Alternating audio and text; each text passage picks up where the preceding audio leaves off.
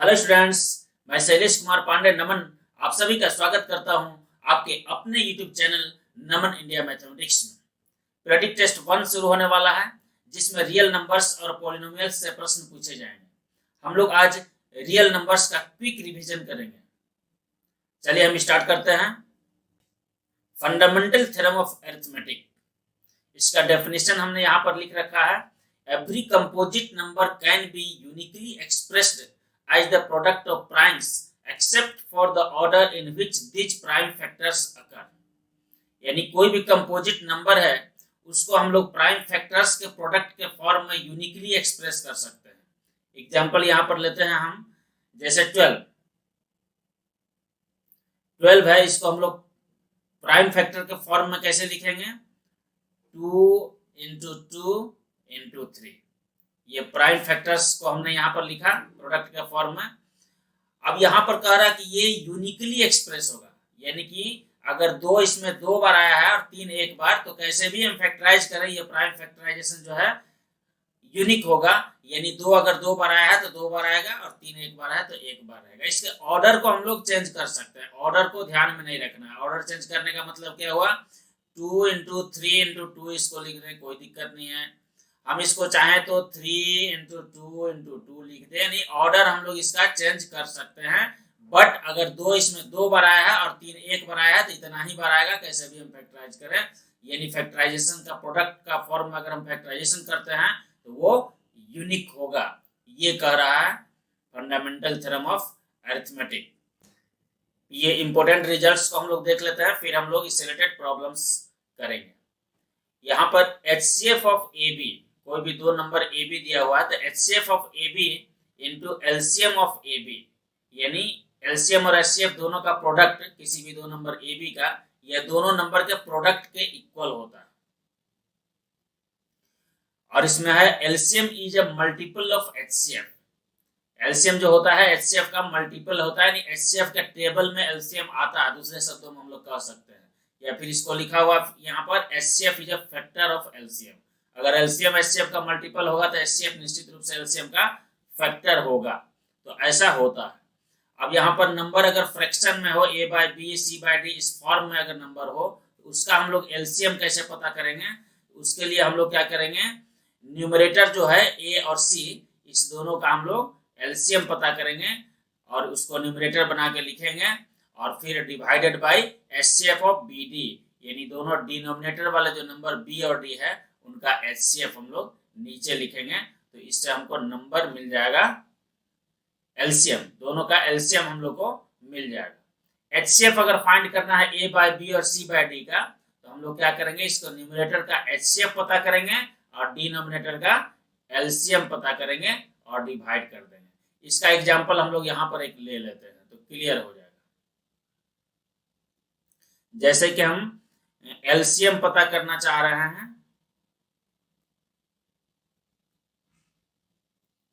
8 by 15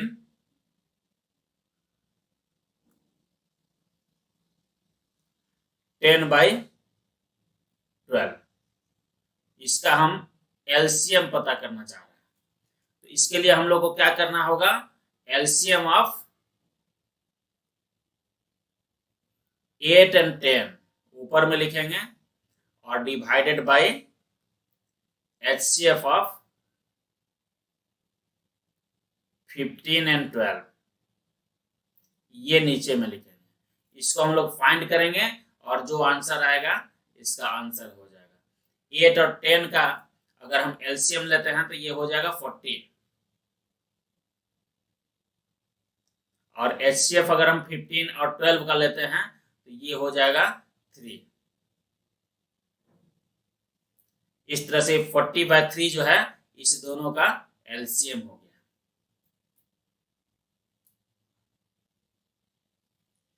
HCF अगर पता करना चाहें तो इसमें ठीक उल्टा करेंगे, ये एलसीएम के जगह हम लोग HCF यूज करेंगे ऊपर में, नीचे में HCF के जगह एलसीएम यूज करेंगे तो इसका HCF पता चल जाएगा। इसका फॉर्मूला हम लोग ऊपर में यहाँ लिखे हुए, ये एलसीएम पता करने के लिए, ये HCF पता करने के लिए। तो आप इससे आसानी से कोई भी फ्रैक्शन वाला नंबर है उसका एलसीएम और HCF पता कर सकते हैं। इस तरह के भी प्रश्न पूछे जा सकते हैं।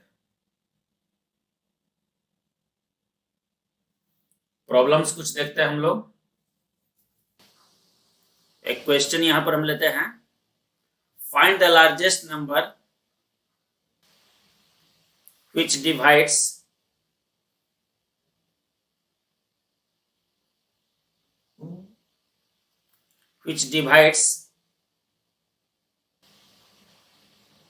129 and 139, leaving remainder 4 in each case। यानी कि एक ऐसा लार्जेस्ट नंबर हमको पता करना है जिससे कि हम 129 एंड 139 दोनों को अगर उस नंबर से डिवाइड करते हैं तो 4 रिमाइंडर बचना चाहिए। इसका मतलब ये क्लियर है कि 4 जो है इस दोनों में एक्स्ट्रा है, तभी डिवाइड करने के बाद वो बच रहा है। तो जो एक्स्ट्रा नंबर 4 है उसको हम लोग क्या करेंगे, इसमें से माइनस करके पहले हम लोग बाहर निकाल देते हैं। 4 माइनस कर दिए तो ये आ गया है 125 और दूसरा आ गया 139 में से 4 माइनस करते हैं तो 135 आ गया। अब निश्चित रूप से ये दोनों नंबर जो है ऐसा नंबर है जिसको अगर हम इस लार्जेस्ट नंबर से डिवाइड करें तो यह कुछ भी रिमाइंडर इसमें नहीं बचेगा, यानी कि यह लार्जेस्ट नंबर जो होगा इस दोनों का HCF होगा। यह क्लियर है। तो हम लोग इसका HCF पता करेंगे। तो HCF जिस मेथड से आपको अच्छा लगे आप पता कर सकते हैं। हम यहाँ डिवीजन मेथड यूज कर लेते हैं, क्योंकि आपको यहाँ ऑब्जेक्टिव क्वेश्चन लिखना है तो यहाँ पर आपको जो भी मेथड सूट करे वहां पर यूज करके आप बना सकते हैं। फास्ट बनाना रहता है। तो 125 और यहाँ पर 135 है।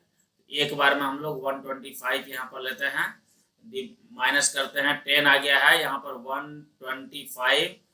10 से हम लोग एक बार में यहाँ पर करते हैं 10, फिर आ गया 25, 2 टाइम्स में लेते हैं तो ये आ गया 20 और यहाँ माइनस करते हैं तो 5। अब निश्चित रूप से 10 यहाँ पर है तो 5 2 जा 10 हो जा रहा है, जो कि यहाँ पर रिमाइंडर अब 0 आ गया। इसका मतलब ये हुआ कि 5, यानी कि इस 5 से अगर हम डिवाइड करें इस दोनों को तो रिमाइंडर 0 बचेगा। इसमें ये 4 ज्यादा है, 125 से 4 ज्यादा है 125, 135 से 139 4 ज्यादा है, वही 4 रिमाइंडर बच जाएगा अगर 129 और 139 को हम डिवाइड करें। यानी कि हमारा रिक्वायर्ड नंबर हो गया 5। आगे बढ़ते हैं, एक क्वेश्चन लेते हैं यहाँ पर, find the largest 4-digit number which when divided by 4, 7 and 13 leaves remainder 3 in each case। यहाँ पर एक लार्जेस्ट नंबर हमको 4 डिजिट का पता करना है। इसको इन नंबर से अगर हम डिवाइड करें तो यहाँ पर रिमाइंडर आना चाहिए 3। तो पहले हम लोग लार्जेस्ट 4 डिजिट नंबर लिख लेते हैं। तो ये है 9999। जितना लार्जेस्ट नंबर लिखना रहेगा, जितना भी डिजिट का उतने बार 9 लिखना रहता है। इसको ये सबसे लार्जेस्ट हो गया, इससे छोटा ही होगा हमारा जो रिक्वायर्ड नंबर होगा, इससे छोटा ही होगा। इसमें कितना एक्स्ट्रा है उसको हमको माइनस करना पड़ेगा। पहले हम लोग देखते हैं कि ये 4, 7 और 13 ये 3 नंबर है, इसी से डिवाइड करना है हमको। तो इस तीनों को कोई ऐसा नंबर बताएं जिसको हम इस तीनों से डिवाइड करें तो पूरी तरह से डिवाइड हो जाए। तो वह जो होगा इस तीनों का एलसीएम होगा। यानी सबसे पहले हम लोग को इस तीनों का एलसीएम पता कर लेना है। जब एलसीएम हम लोग तीनों का पता कर लेंगे तो वो एलसीएम एक ऐसा नंबर होगा जो इस तीनों के टेबल में आता होगा। यानी उस एलसीएम को तीनों में से किसी से भी डिवाइड करें तो रिमाइंडर 0 बचेगा। अब उस एलसीएम से हम लोग इस नंबर को डिवाइड करके फिर इसके रिमाइंडर को उसमें से माइनस कर देंगे तो जो नंबर बचेगा वह इस तीनों से पूरी तरह से डिवाइड हो जाएगा। अब उसमें हमको 3 ऐड करना है, 3 जैसे ऐड करेंगे तो 3 रिमाइंडर बचना शुरू हो जाएगा। तो हम लोग क्या करेंगे, सबसे पहले तीनों का एलसीएम पता करेंगे। LCM of 4, 7, 13। तो ये निश्चित रूप से ये तीनों का प्रोडक्ट हो जाएगा। यहाँ तीनों में कुछ भी कॉमन फैक्टर नहीं है 1 के अलावा, तो ये तीनों का प्रोडक्ट हम लोग डायरेक्ट लिख सकते हैं कि ये तीनों का प्रोडक्ट हो जाएगा। यानी 364 हो गया दोनों का एलसीएम। अब ये 364 एक ऐसा नंबर आया जो कि 4, 7, 13 तीनों के टेबल में आता है। अब इस नंबर से हम लोग लार्जेस्ट जो नंबर है इसको डिवाइड करते हैं, लार्जेस्ट 4 डिजिट नंबर को यहाँ पर डिवाइड कर लेते हैं हम 364। हमारे पास लार्जेस्ट 4 डिजिट नंबर जो है ये है, इसको हमने यहाँ पर लिखा 171 इसमें एक्स्ट्रा है। ये 171 अगर इसमें नहीं रहता तो ये पूरी तरह से तीनों नंबर से डिविजिबल हो जाता। तो 171 को इसमें से हम लोग पहले फटाफट माइनस कर देते हैं। तो अब जो नंबर आएगा वो तीनों में से जितने भी नंबर है तीनों से डिविजिबल हो जाएगा। यहाँ 8 आ रहा है, 9 में से 7 माइनस करते हैं तो यहाँ 2 आ गया है, यहाँ पर 8 हो गया, यहाँ ये 9 हो गया, यानी 9828 एक नंबर है जो तीनों से डिविजिबल है। 4, 7 और 13 तीनों से ये डिविजिबल है। अब इसमें 3 रिमाइंडर बचाना है तो निश्चित रूप से अगर इसमें हम +3 कर दें तो रिमाइंडर बचना शुरू हो जाएगा 3। यही 3 एक्स्ट्रा हो जाएगा जो रिमाइंडर के रूप में बच जाएगा। 8 + 3 लेते हैं तो ये 11 हो गया, ये 3 हो जाएगा, ये 8 हो गया, ये 9 हो गया, यानी 9831 ही वो रिक्वायर्ड 4 डिजिट नंबर है, लार्जेस्ट 4 डिजिट नंबर, जिसको कि इस तीनों नंबर से डिवाइड करें तो रिमाइंडर बचेगा 3। नेक्स्ट क्वेश्चन है find the largest number that will divide 43, 91 and 183, leaving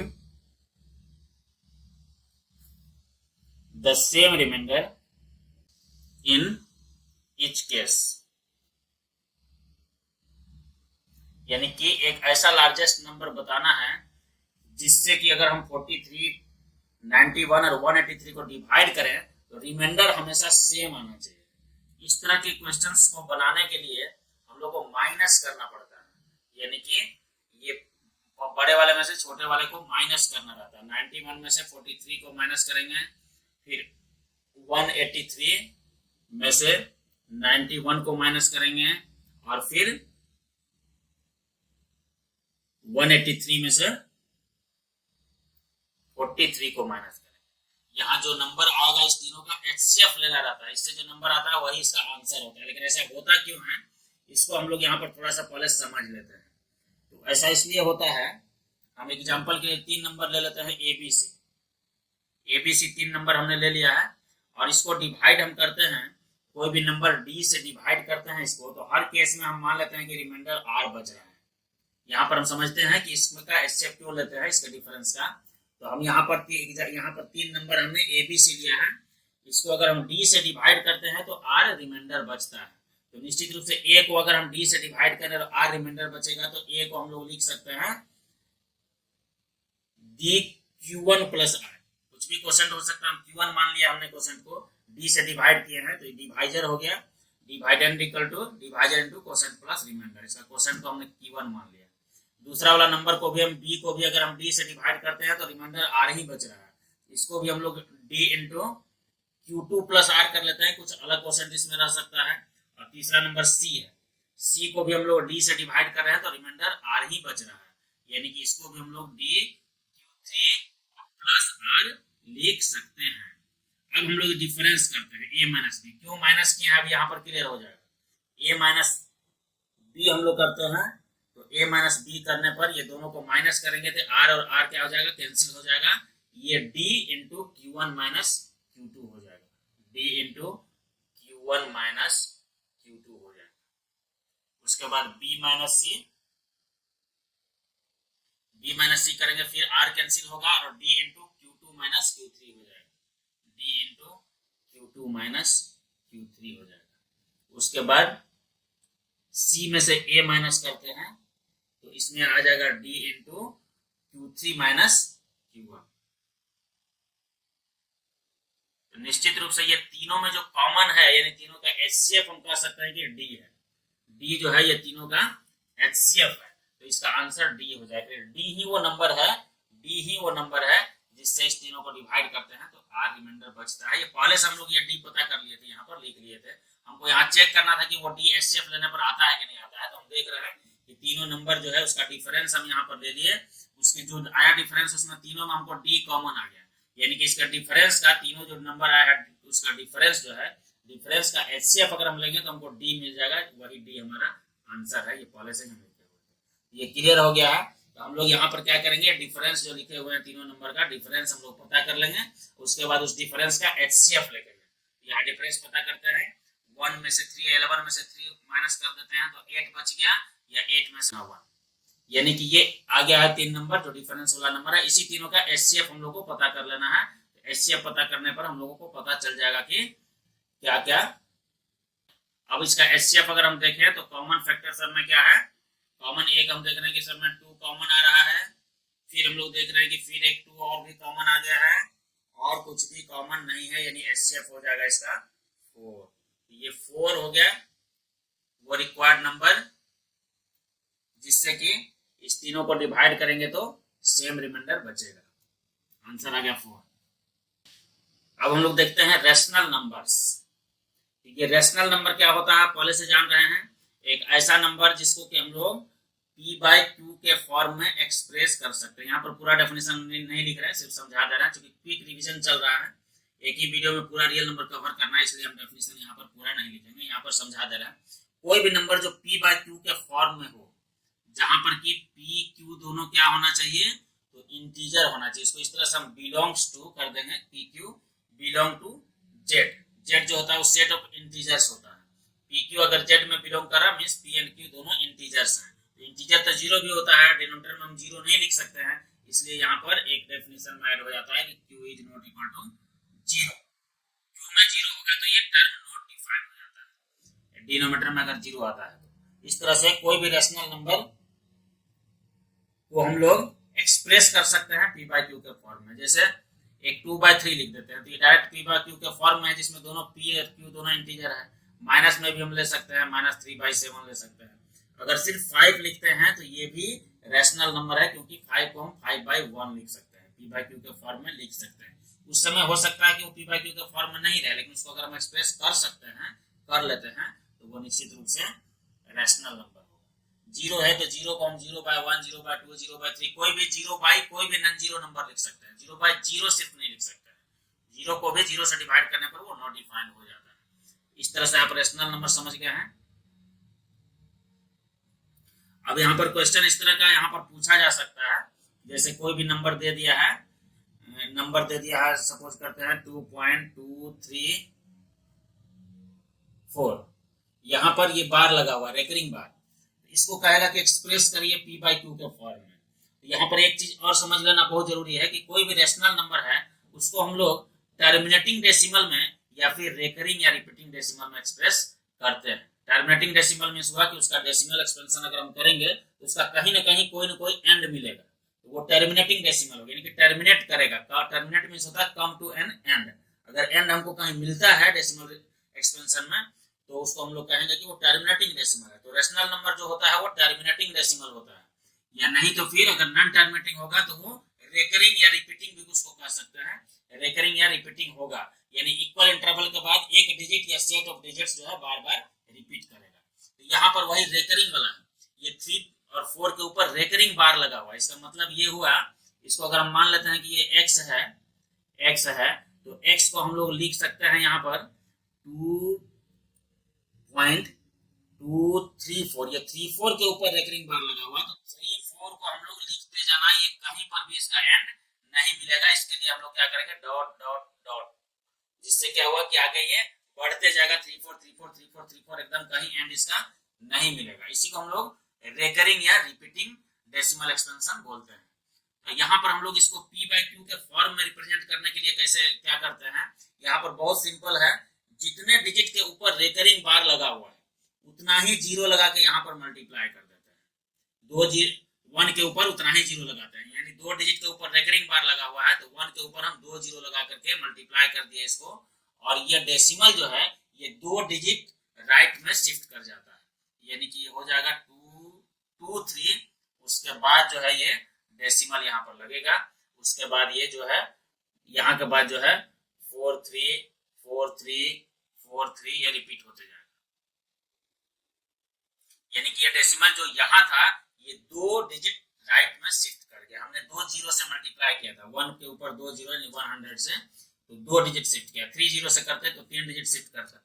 इस तरह से अब इसको हम लोग क्या करते हैं, इसके बाद सब्ट्रैक्ट कर लेते हैं, ये दोनों ऊपर नीचे जो है इसको हम लोग सब्ट्रैक्ट कर लेते हैं। तो 100x में से 100x में से x माइनस करते हैं तो ये हो गया 99x, 99x हो गया। अब 223 में से 2 माइनस करते हैं तो ये हो गया 221, 221 हो गया। इधर 4 में से 2 माइनस करते हैं तो ये 2 हो गया। बाकी ये 3 4 3, ये 3 4 3 4 ये आते रहेगा आगे, 3 4 3 4 होते रहेगा, ये सब माइनस होकर के ये 0 हो जाएगा।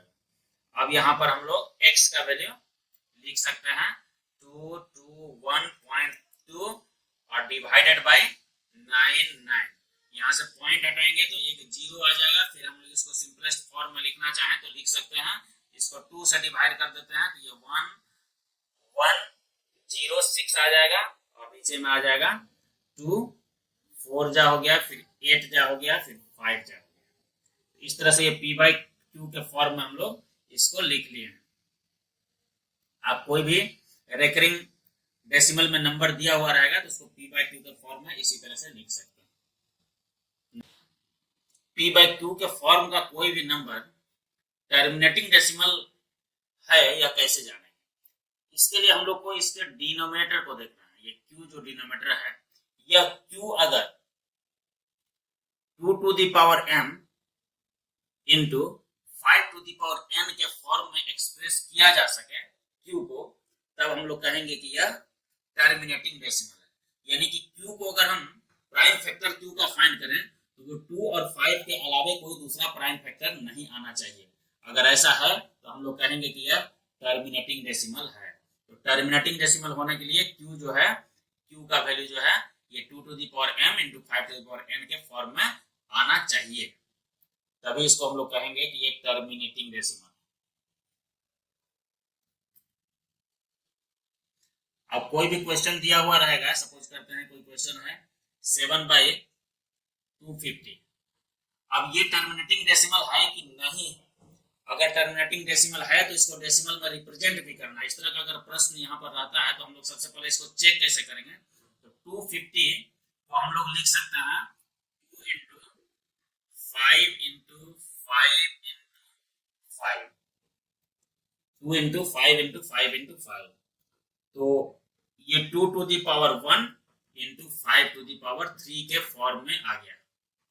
तो निश्चित रूप से यह एक टर्मिनेटिंग डेसिमल होगा, क्योंकि इसका जो फैक्टर हुआ है प्राइम फैक्टर ये 2 और 5 ही है, इसके अलावा कोई भी दूसरा फैक्टर नहीं है, तो ये टर्मिनेटिंग डेसिमल होगा। अब इसको टर्मिनेटिंग डेसिमल में अगर लिखना हो तो हम लोग कैसे लिखेंगे, बिना डिवाइड किए हुए इसको सीख सकते हैं। आप देखिए ये 250 है, इसका प्राइम फैक्टर आ गया है 2 to the power 1 into 5 to the power 3। अब हम लोग यहाँ पर क्या देखेंगे कि बड़ा पावर किसमें है, तो 5 में बड़ा पावर है 3 है, 2 में 1 है। 2 को हम लोग 5 से अगर मल्टीप्लाई करते हैं तो 10 आ जाता है। डिनोमिनेटर में अगर 10 या 10 पर कोई पावर आ जाता है तो फिर उसको डेसिमल में रिप्रेजेंट करने में बहुत आसानी हो जाती है। तो हम लोग कोशिश करेंगे कि 10 या 10 पर कोई पावर आ जाए नीचे में।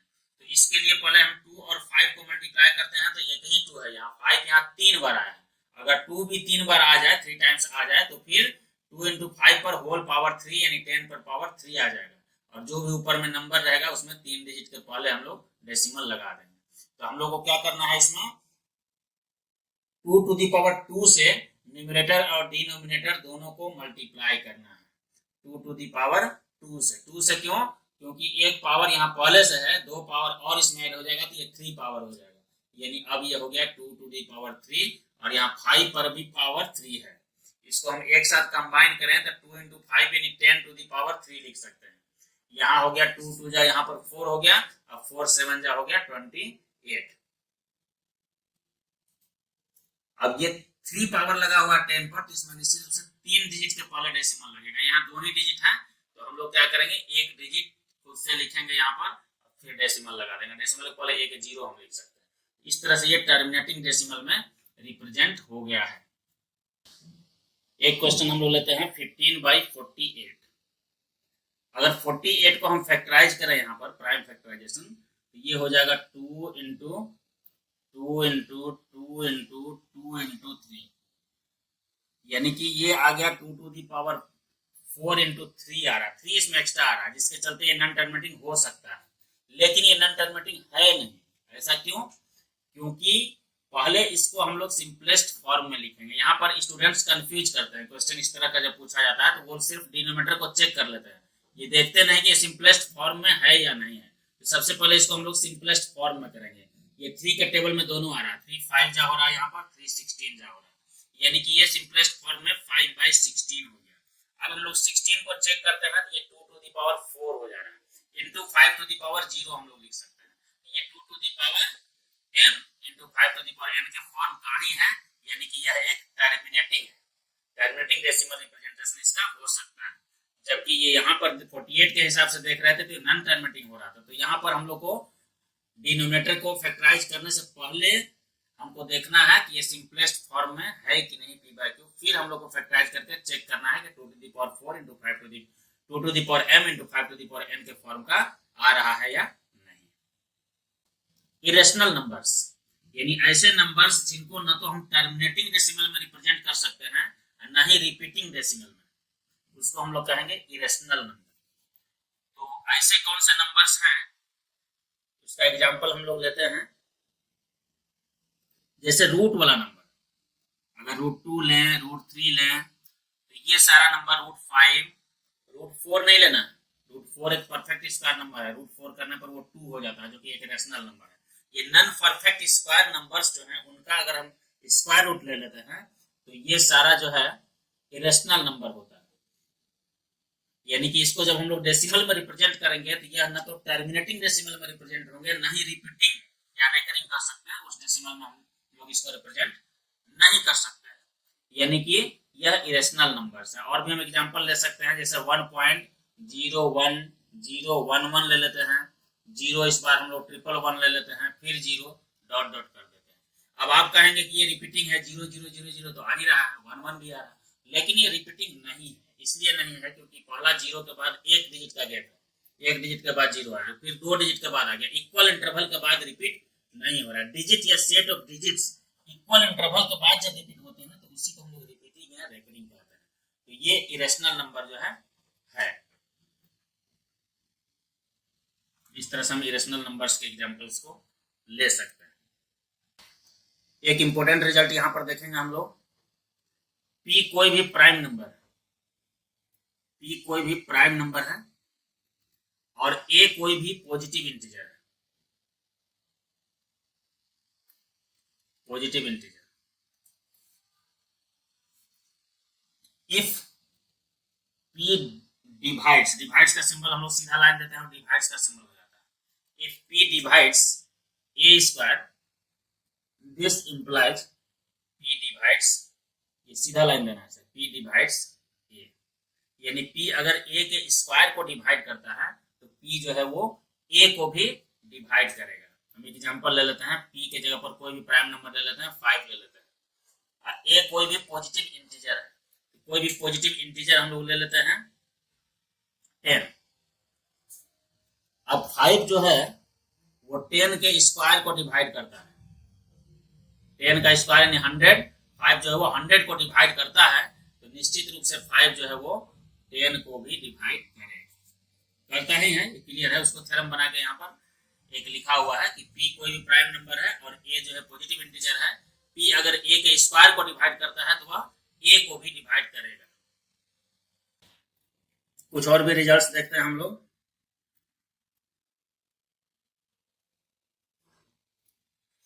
कोई भी इरेशनल नंबर और रेशनल नंबर, इस दोनों का सम करते हैं तो ये हमेशा इरेशनल नंबर ही होगा, ये ऑलवेज इरेशनल नंबर होगा, irrational number plus rational number. Rational number को रैशनल नंबर में ऐड करेंगे तो ये हमेशा रैशनल नंबर होगा, ये ऑलवेज ट्रू है। अब इरेशनल नंबर को इरेशनल नंबर के साथ ऐड करें, इरेशनल नंबर के साथ, तो ये जरूरी नहीं है कि इरेशनल नंबर ही होगा, ये not always true,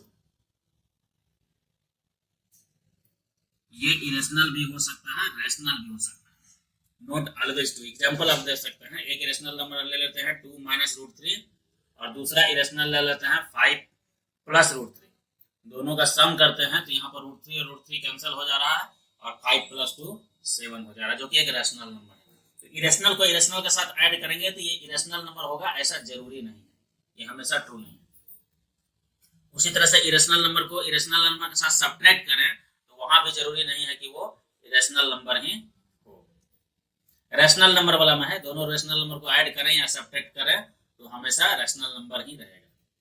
irrational number में डिवीजन वाला भी ऑलवेज ट्रू नहीं है, मल्टीप्लिकेशन वाला भी ऑलवेज ट्रू नहीं है। इरेशनल नंबर को अगर हम इरेशनल नंबर से मल्टीप्लाई करें तो ये इरेशनल नंबर होगा, ऐसा जरूरी नहीं है, not always true.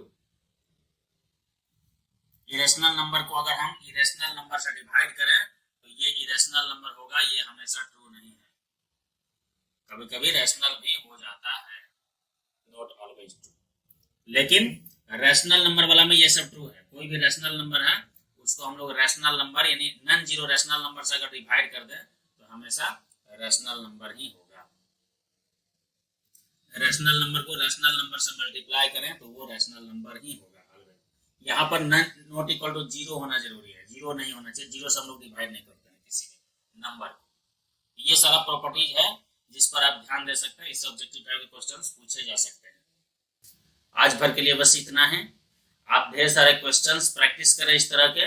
RS Agarwal जो बुक है उसके एंड में जो मल्टीपल चॉइस क्वेश्चंस दिए हुए हैं उनको आप सॉल्व करें। RD शर्मा बुक है उसमें भी एंड में मल्टीपल चॉइस क्वेश्चंस दिए हुए हैं, उसको प्रैक्टिस करें। NCERT के सारे प्रॉब्लम्स, एग्जाम्पल, एक्सरसाइज सबको प्रैक्टिस करें। उसमें जो समरी है, इंपॉर्टेंट पॉइंट्स है छोटे छोटे, उनको आप लर्न करें, उनको प्रैक्टिस करें। उससे छोटे छोटे, क्योंकि यहाँ पर ऑब्जेक्टिव टाइप के क्वेश्चंस पूछे जाएंगे, मल्टीपल चॉइस और फिल इन द ब्लैंक्स, तो यहाँ छोटे छोटे पॉइंट्स पर ज्यादा ध्यान देना है। बड़े क्वेश्चंस जो सोल्व करने वाले हैं वो सब नहीं हो पाएंगे, छोटे छोटे क्वेश्चंस जो शॉर्ट में बन जाए या फिर जो फैक्ट है, छोटी छोटी बातें, उनको आप ज्यादा से ज्यादा लर्न करें। फिर हम लोग नए वीडियो में मिलते हैं, धन्यवाद।